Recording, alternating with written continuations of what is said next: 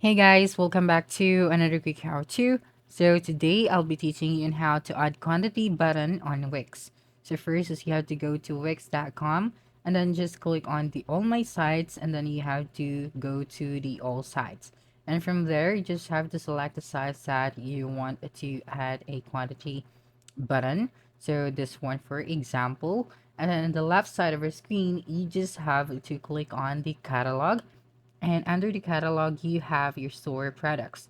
So you just have to click on products. And as you can see right here, these are default products. So I'm just going to use one of this.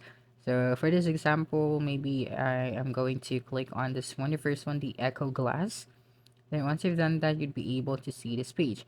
Now you just have to scroll down and then find the product options. So here, your products can be different options like size, color, material. You could add them here. So just add options.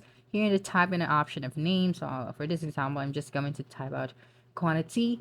And then below you have to type in the choices for this option. So maybe I'm just going to put one a choice, maybe five, and then click on enter and then just click on add.